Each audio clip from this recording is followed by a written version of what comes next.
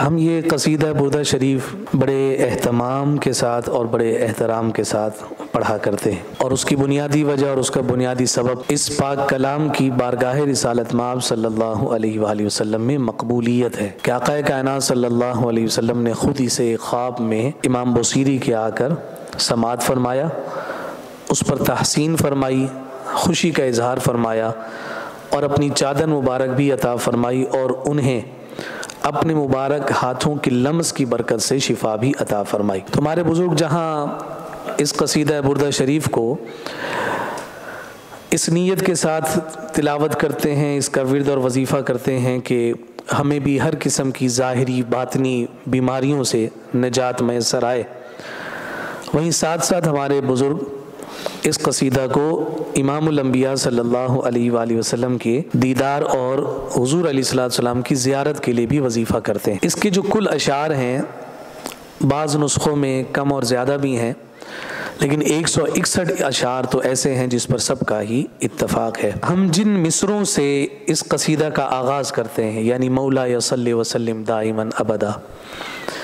اصلاً یہ مصرے اس قصیدے کا باقاعدہ حصہ نہیں ہے۔ یعنی اگر آپ کسی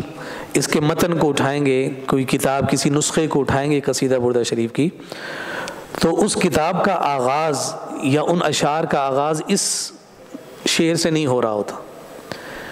دو مختلف اشعار سے قصیدے کا آغاز کیا جاتا ہے، یا تو امین تذکری جیران بذی سلمی مزج تدم عن جرام مقلت بدمی، اس سے آغاز ہوتا ہے، یا پھر الحمدللہ منشی الخلق من عدمی، اس مصرے سے اس قصیدے کا آغاز ہوتا ہے۔ لیکن ہم دیکھیے کہ ایک ایسا معروف ہو گیا، ایک ایسا رائج ہے کہ اگر کسی کو اس قصیدے کا نام نہ بھی معلوم ہو، یعنی کسی سے کہا جائے قصیدہ بردہ شریف پڑھیں اور وہ سوال کرے کہ یہ کون سا قصیدہ ہے، تو آپ کو صرف کہنے کی حاجت ہوتی ہے مولا صلی وسلم، تو کہتے ہیں ہاں میں سمجھ گیا، پڑھتا ہوں، وہ پڑھنا شروع کر دیتا، یعنی اتنا معروف ہو گیا۔ تو سوال یہاں یہ پیدا ہوتا ہے کہ قصیدے کا باقاعدہ حصہ بھی نہیں، لیکن اتنی شہرت جو ان مصروں کو ملی ہے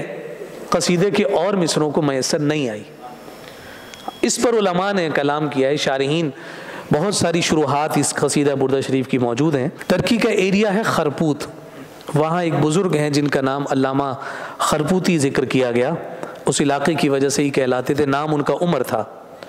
تو آپ نے بھی قصیدہ بردہ شریف کی شرح لکھی اور اس کا نام ہی شرح خرپوتی پڑ گیا تھا۔ انہوں نے اپنی اس کتاب میں اس واقعے کو ذکر کیا، کہتے ہیں کہ امام غزنوی اپنے شیخ کے پاس گئے اور جا کر ان سے کہنے لگے کہ حضرت میں یہ قصیدہ اس نیت سے پڑھتا ہوں کہ مجھے حضور کا دیدار ہو جائے، لیکن اتنا عرصہ ہو گیا میں یہ قصیدہ پڑھے جا رہا ہوں، لیکن وہ پردہ اور وہ جو چادر ڈلی ہوئی ہے وہ ہٹنے کا نام ہی نہیں لیتی، اور حضور کی زیارت سے میں اب تک محروم۔ تو ان بزرگوں نے جواب میں کہا کہ یقیناً تم سے اس قصیدے کا کوئی ادب چھوٹ رہا ہے۔ تو کہنے لگے بزرگوں نے جتنے آداب لکھے ہیں میں سارے بجا لاتا ہوں، باوضو بھی پڑھتا ہوں، دو زانو ہو کر بیٹھتا ہوں، قبلہ رخ ہو کر پڑھتا ہوں، سارے آداب بجا لاتا ہوں۔ تو ان کے جو شیخ تھے انہوں نے کہا کہ مجھے ایک رات دو، میں مراقبہ کروں گا۔ صاحب کشف تھے وہ بزرگ، صبح میں تمہیں بتاتا ہوں کیا وجہ ہے، کیا سر ہے یا کیا راز ہے جس کی وجہ سے یہ پردے نہیں ہٹ رہے اور تمہیں دیدار نہیں ہو رہا۔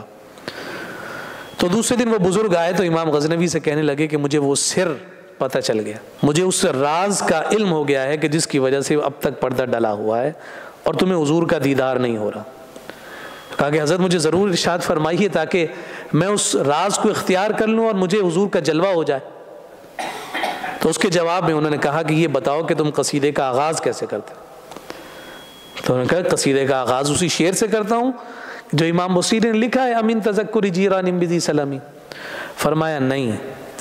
تم حضور علیہ السلام کی بارگاہ میں یہ قصیدہ پڑھنے سے پہلے اس انداز میں مصطفیٰ پر درود بھیجو جیسا بصیری نے بھیجا تھا، پھر دیکھنا کہ حضور تمہیں دیدار کرواتے ہیں یا نہیں۔ کہا کیسے سلام بھیجوں کہ جو بصیری نے بھیجا؟ تو فرمایا کہ یوں سلام بھیجو، مولا صلی وسلم دائماً ابدا، کہ اے میرے مولا سلام بھی بھیج، درود بھی بھیج، دائماً بھیج، ابداً بھیج، علی حبیبک خیر الخلق کلہم، اس پر بھیج جو تیرا حبیب ہے اور تو نے جو کچھ پیدا کیا ہے اس میں جسے تو نے سب سے افضل پیدا کیا ہے اس پر صبح و شام تو اپنا درود و سلام بھیج۔ تو امام غزنوی دوسرے دن ہی حاضر ہو گئے اور کہنے لگے کہ حضرت میں نے درود اس انداز میں بھیج کر یہ قصیدہ پڑھا ہے، سرکار نے کرم فرمایا ہے، اپنا دیدار عطا فرما دیا۔ تو اس لیے اس قصیدہ بردہ شریف کو معمولی نہ سمجھا کیجئے، اور جب کبھی بھی یہ مصرے دہرائے جائیں تو اس نیت کے ساتھ کہ اس میں کوئی شک نہیں ہے کہ گناہوں کی چادر اتنی زیادہ موٹی ہو گئی ہے کہ ہمارے دل کالے ہو گئے، لیکن رسول کائنات صلی اللہ علیہ وسلم کی محبت کا تعلق ہر قسم کی میل کو اتارنے کے لیے کافی ہو جاتا ہے۔ ذرا کبھی دل سے ان مصروں کو اس نیت سے وظیفہ کر کے دیکھیے، سرکار کائنات صلی اللہ علیہ وسلم آج بھی کرم فرماتے ہیں، غلاموں کو اپنا دیدار عطا فرماتے ہیں۔